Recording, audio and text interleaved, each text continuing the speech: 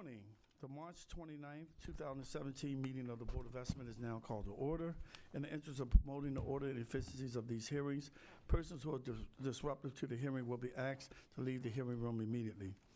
Meetings of the Board of Estimate are open to the public for the duration of the meeting. The hearing room must be vacated at the conclusion of the meeting. Failure to comply may result in a charge of trespassing. Madam Deputy Controller, are there any corrections, additions, or deferrals on the agenda? Good morning. For today's agenda, the board received the protest from Ms. Kim Trueheart for pages 1 to 88, all items on the agenda. The board did review her protest, however, it will not be heard. The board also received the protest for page 56, item number 1, from Brian Perrone and Kelly Meck. This item will be deferred for 1 week. I have the following abstentions to note. The Honorable President Young will abstain on page 2, item 1 for Living Classrooms Foundation only. In addition, the Honorable President Young will be voting no on page 41, item number 1. The Honorable Comptroller Pratt will abstain on page 74.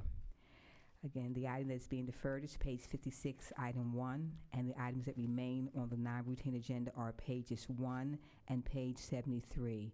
Mr. President and members of the board, those are the protests received, the deferrals, the abstentions, no vote, and that have been reported thus far. Thank you.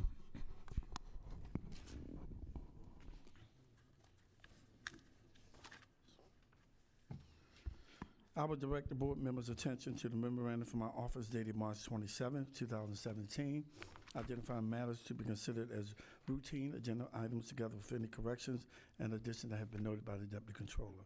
I will entertain a motion to approve all of the items contained on the routine agenda. I move to approve all the items on the routine agenda. Second. All those in favor say aye.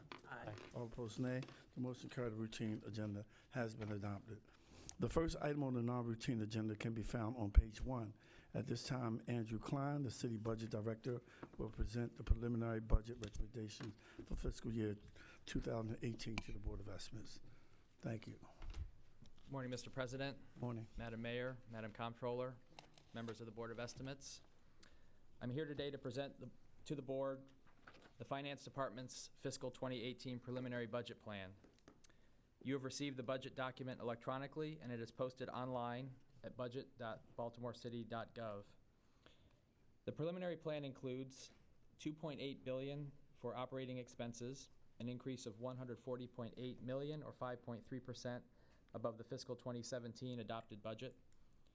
The general fund operating budget is $1.8 billion, $61 million or 3.8% above the fiscal 2017 level. The plan includes $1.1 billion for capital expenses, including $21.4 million in general fund PAYGO capital and $65 million in general obligation bond borrowing. The fiscal 2018 plan includes $22.4 million of bridge funding for city schools, the first installment of a 3-year, $90 million commitment to prevent mass layoffs and other cuts that would hurt children. Overall, support for city schools in the plan totals $353 million. Across all funds, this budget spends more on education and youth development than police. In addition to direct support for schools, the budget invests over $150 million in services that benefit children and youth, from recreation to out-of-school time to dental services and immunizations. These investments include $11.9 million for the new voter-approved Children and Youth Fund, which represents 3 cents per $100 of assessed property value and will be used for programming above and beyond the fiscal 2017 Ordinance of Estimates or to make up for lost grant funding. While the plan includes $10 million for implementation of recommendations from DOJ's review of the police department, it continues a shift of baseline funding from police to longer-term crime reduction strategies. Overall, the plan maintains or enhances current service funding levels across city services. For example, the plan extends library hours, promotes economic growth through workforce development, small business assistance and tourism, assist Baltimore's most vulnerable citizens through maternal and child health and homeless services and an expanded virtual supermarket program. Maintains 1+1 trash and recycling collection, street and alley cleaning, and graffiti removal, and extends proactive street tree maintenance to more neighborhoods.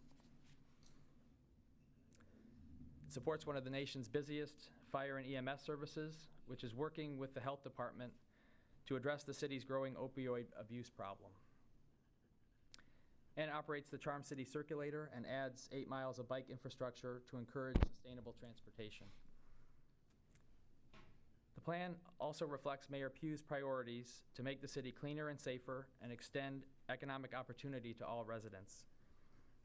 This includes expansion of Big Belly receptacles to curb corner can overflow in our business districts, a small haulers initiative to combat illegal dumping, Be More Bright, a partnership with BGE, which will accelerate LED installation citywide and add 6,000 lights where darkness invites crime.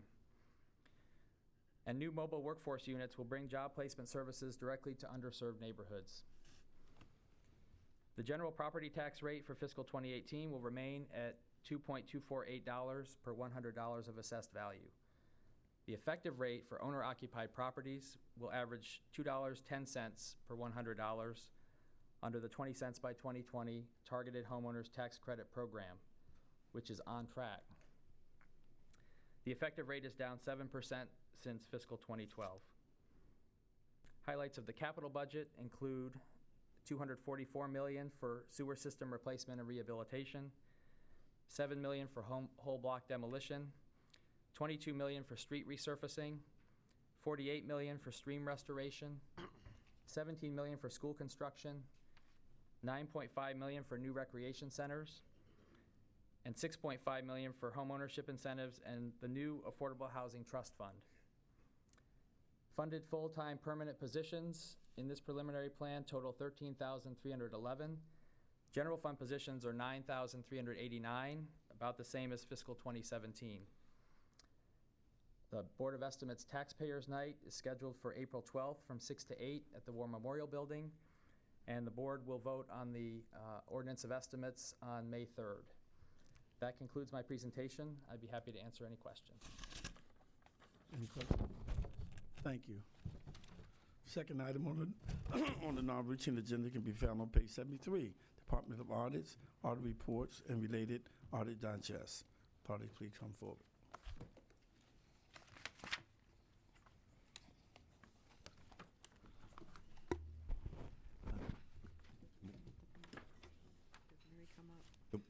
I'm sorry.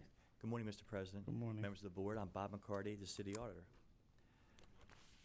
The Department of Audits has conducted a performance audit of the internal controls and related policies and procedures for selected performance measures within the service areas of the Department of Human Resources. The purpose of our audit was to determine whether DHR met its targets for selected performance measures and to assess whether the internal controls and the related policies and procedures to monitor, control, and report activities related to those performance measures produce valid and reliable information. As a result of our audit, we noted 2 areas where the effectiveness of the internal control procedures could be improved. Number 1,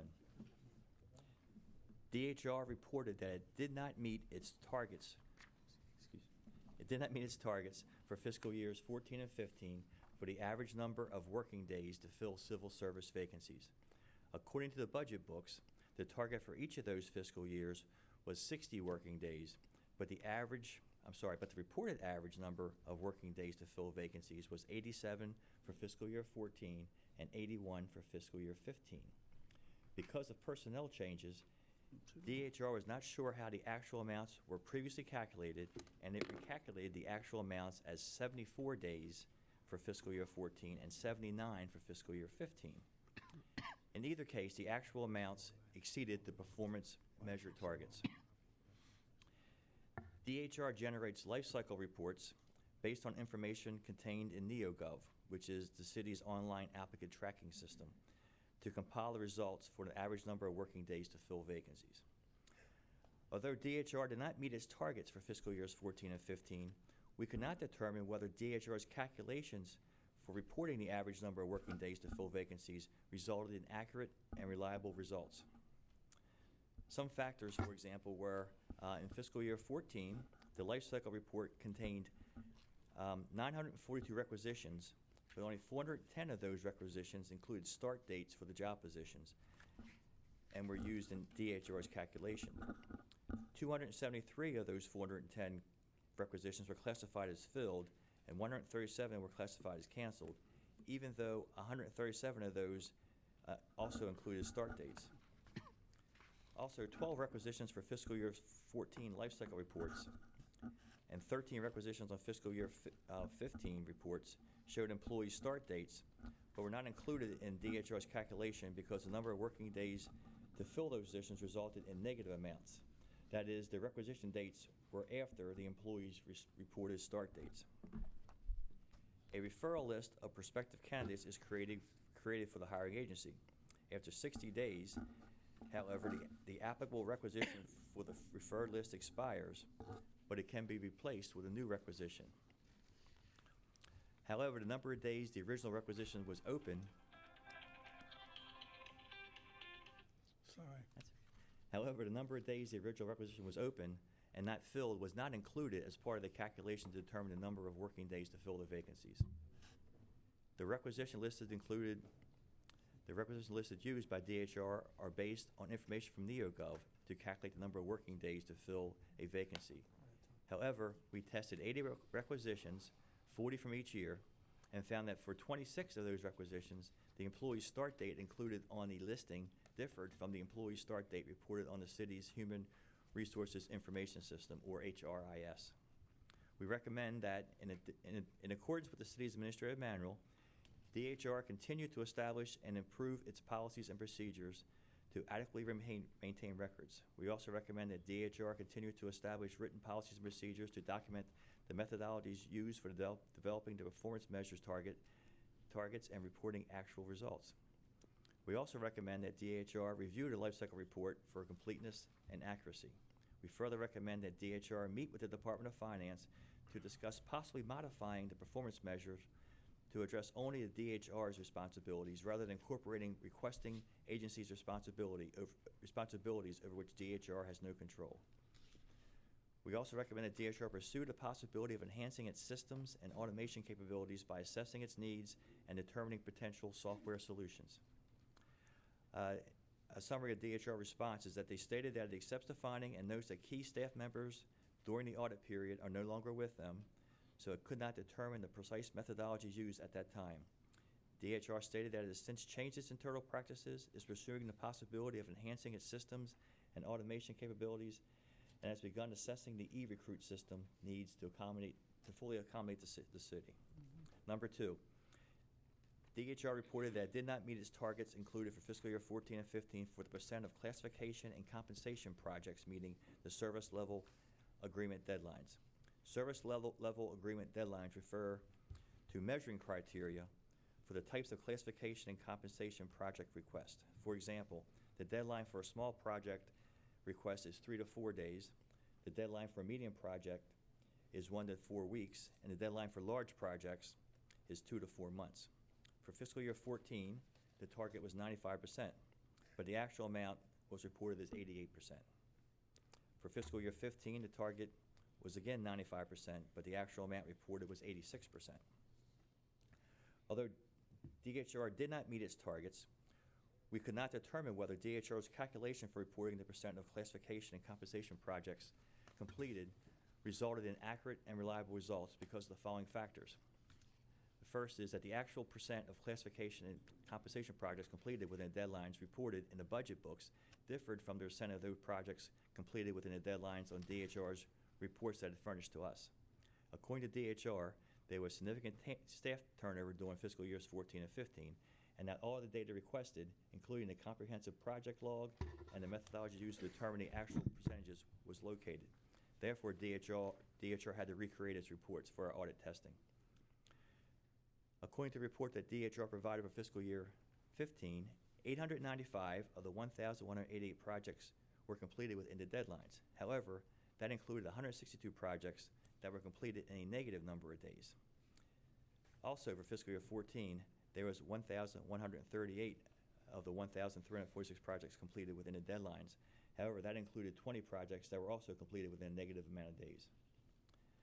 The determination of whether the projects were completed within an established deadline was based on the type of projects, which again were small, medium, or large. The fiscal year 14 report stated that the fiscal year 14 report that DHR furnished us, however, included 69 projects that were counted as meeting its deadlines and 14 projects that were counted as not meeting the deadlines, but the types of the 83 projects were left blank on the report. We recommend that, again, in accordance with the administrative manual, DHR continue to establish and improve its policies and procedures to adequately maintain its records. We also recommend that DHR continue to establish policies and procedures to document the methodologies for development, the project measures target, and reporting actual results. Additionally, we recommend that DHR review the reports generated to show actual performance results, especially projects that reported completed in a negative amount of days. We also recommend that DHR pursue the possibility of enhancing its systems and automation capabilities by assessing its needs and determining project software solutions. We further recommend that DHR develop more precise criteria for determining whether the classification and compensation project targets were met for small, medium, and large projects.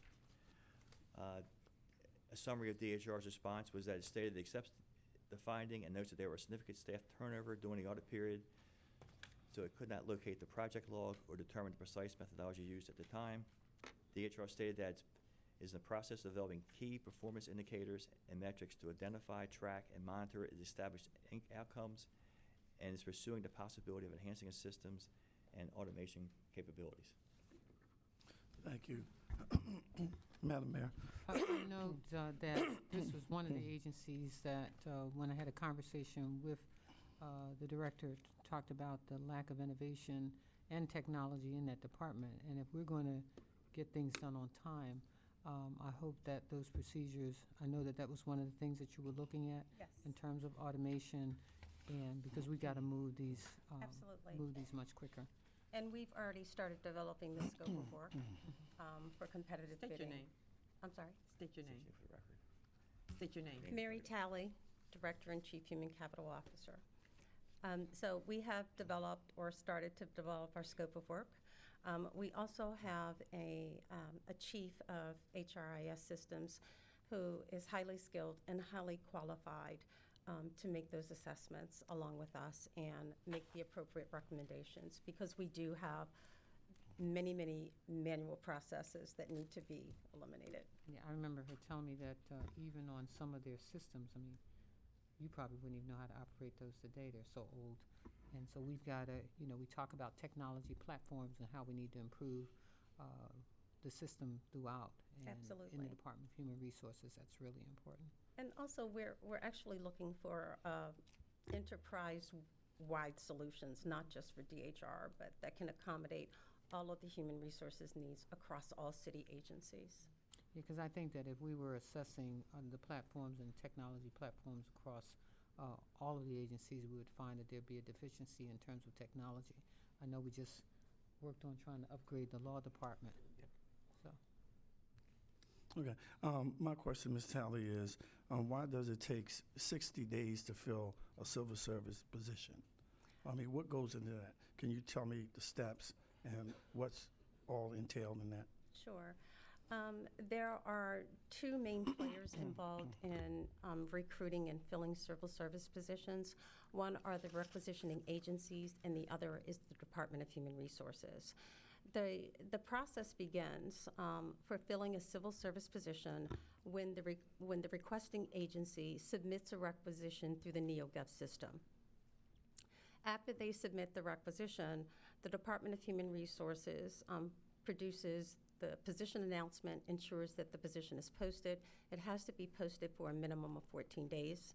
And after that, we begin receiving the resumes, and we evaluate the resumes from minimum qualifications, the things you absolutely have to be able to do in order to make the list, so to speak. If it's a non-test driven position, we develop the list and we send the list to the agency, and that list includes everybody that met the minimum qualifications. If a test is involved in the position, it takes a little longer, or actually a lot longer, to go through the testing procedures, not only sitting for the exam. And again, that's another manual process. We are moving toward computer-based testing. Right now, we're using pencil and paper. It Outdated, take- outmoded, needs to change. I'm sorry. I know. Reality check. Go ahead. So after the test is scored, we then develop the list, and that list, the eligibles list as it's called, or the referral list, then goes to the requisitioning agency. Once those lists go to the agency, it's up to the agencies to act on the recruitment, meaning to screen the folks, to select the applicants, to make the hires. Okay, so there's no way that process can be short. Sure. I'm sorry.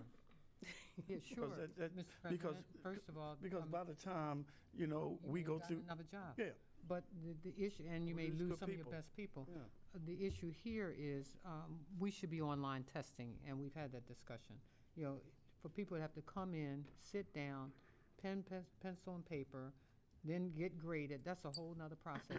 Everybody's testing online today. That is just not that difficult, and we need to put that Absolutely. process in place. Absolutely. And we have already started pursuing that as a viable option. One of the challenges for manual testing is that in many cases, particularly for public safety tests, police and fire, we can get up to 6,000 applicants. So imagine trying to screen through all of that and administer the tests for hundreds of people simultaneously. So it absolutely is an ineffective process. So what you need to do is develop a timeline and a cost of putting this online. It just makes no sense in today's age of technology that we're still doing pencil and paper and trying to get people in and taking up folks' time to sit down and, Agreed. can you get us that? Yes, and we've already started the conversations with fire and police. So we're aggressively pursuing it. Madam Control. Yeah, I had a couple questions. You said that you were assessing your software solutions. How far along are you, and when will it be completed? And, how far along and when will it be completed? So we are developing the scope of work now. I'm sorry, Latanya, can you come up and talk about the timeline for that? Okay. Ms. Bryant is the Deputy Director of HR Administration. Hi. Hi. State your name, Our Ms. Bryant. existing, I'm sorry, Latanya Bryant, Title. Deputy Director, HR Administration. The contract that we have right now, it does not expire until January of next year. So we're developing the scope of work now. Another question I had, you are developing policies and procedures that adequately address your record maintenance. When will this be completed? We are right now working on every single division within the Department of Human Resources, establishing key performance indicators by which they will be evaluated. So it will give us a measurement tool. So I anticipate that before the end of the fiscal year, those KPIs will be in place. Okay. And my last question, you stated that you plan to pilot an electronic classification and compensation request submission and reporting. When will this pilot be initiated, and when will it be in place? Before the end of this fiscal year. Okay. So is it possible for you all to report back to the board at the beginning of the fiscal year to see how far along you are with Absolutely. these recommendations? And I also want to circle back to your question, President Young, about the duration of civil service. So one of the things that we have done, and we are prepared to launch today, is revamping the civil service rules. So we have already revamped the recruitment, selection, and testing process rules. They have already been adopted by the Civil Service Commission. We plan to, within the next several weeks, have information sessions with the impacted agencies to let them know what the changes are, so that they can properly administer the new rules. And I think that will give some relief in terms of time to fill, too. Okay. I would like to have that information sent over to my office so we can see it as well. Sure. Any further questions? Thank you. Thank you. The audit has been noted. There have been no more business before this board. We will recess until bid opening at 12 noon. Thank you.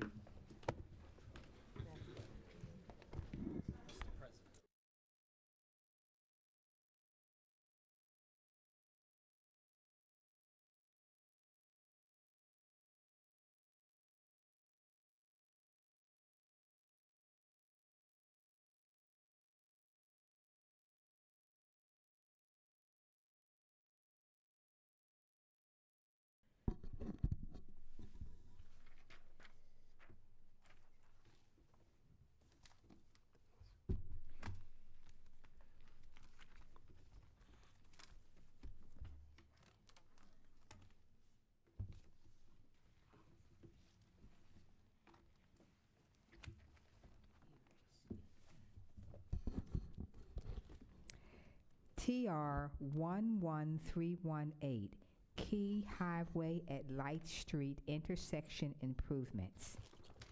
A bid bond is required if the amount is over $100,000.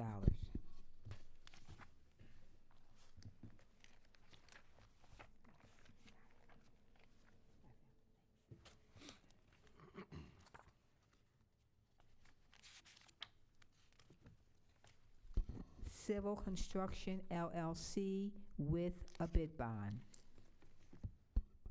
$6,498,169.85.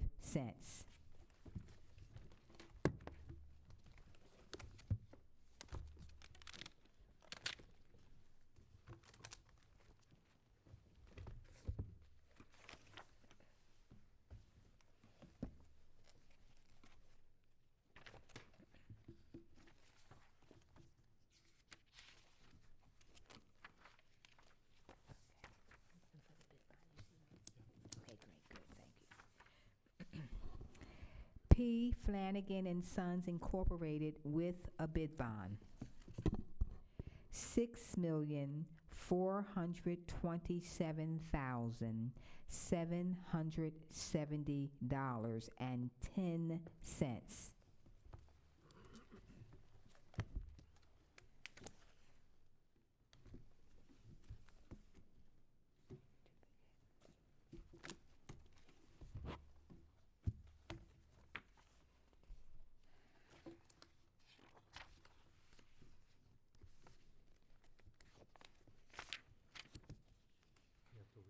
Great, thank you.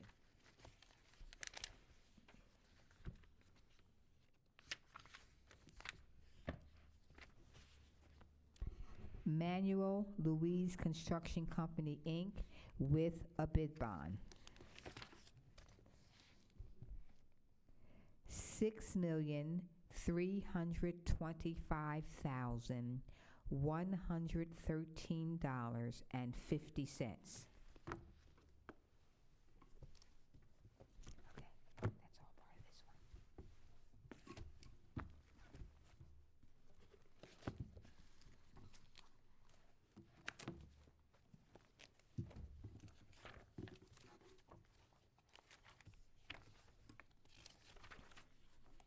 Monumental Paving and Excavating, Inc. with a bid bond. $8,033,514.05.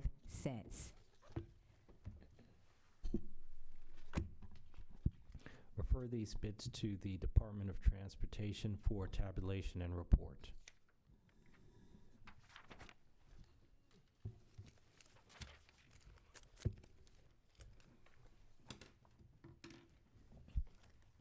B50004,917. Boiler repair related services. A bid bond is not required.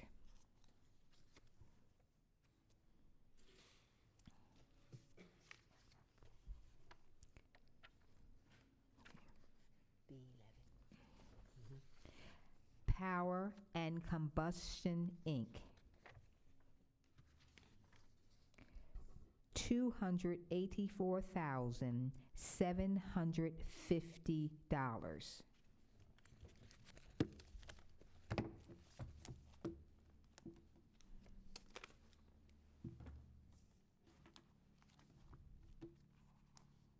Chasney and Company, Inc., $335,050.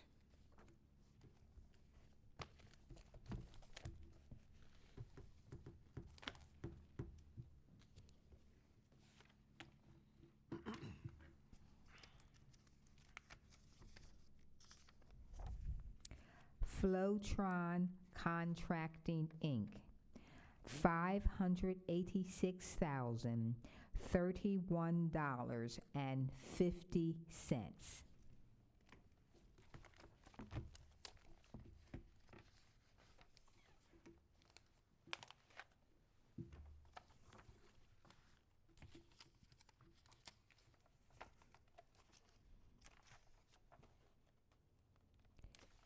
East Coast Welding and Construction Company, Inc.,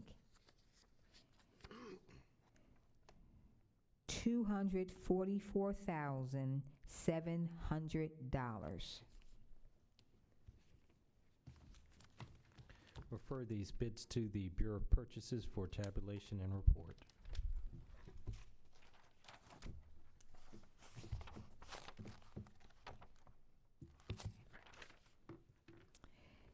B50004831 Courier Services.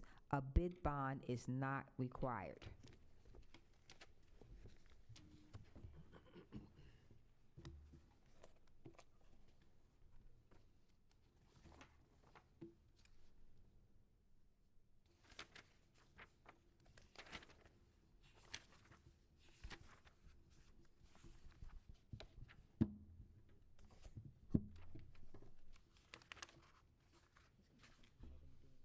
Yeah, it looks like it's item bid. This is an item bid. Prices will not be read.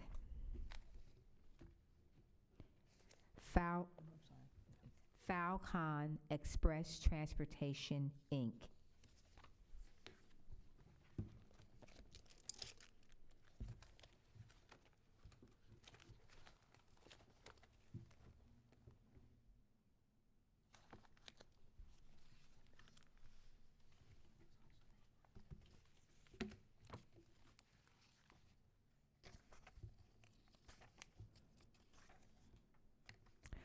Runners, Inc.,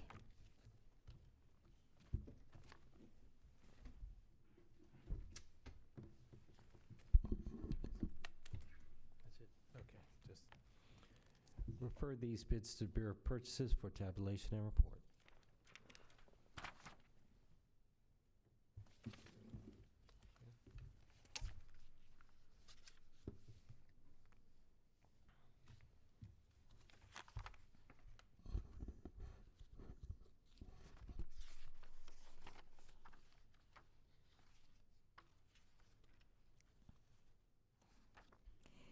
B50004828 Incontinence Supplies and Durable Equipment. A bid bond is not required. Looks like an itemized bid. It certainly does. Thank you.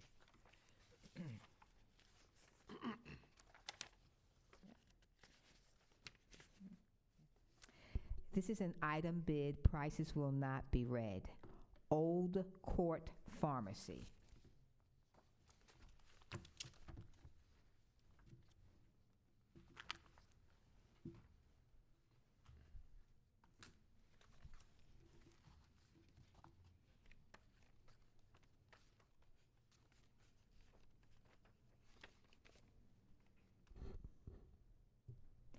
District Healthcare and Janitorial Supply, Inc.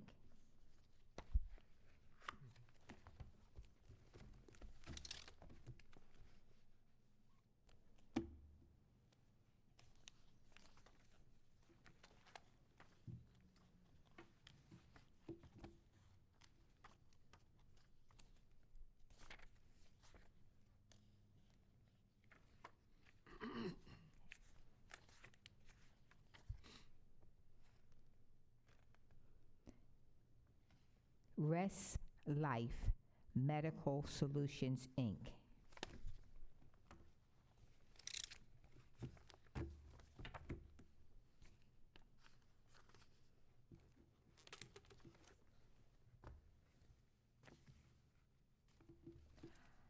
Biomedic Health Services, Inc.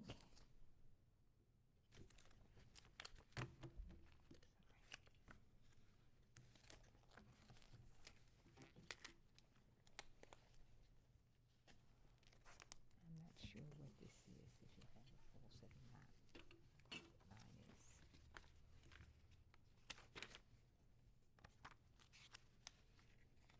is. That's how mine is too, okay. Technoformers.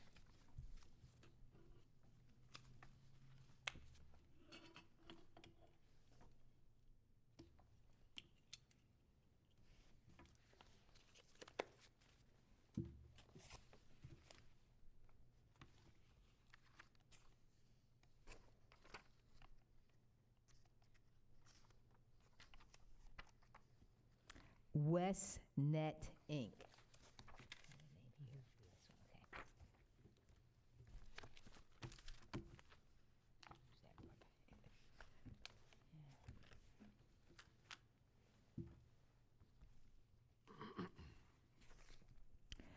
First Needs Medical.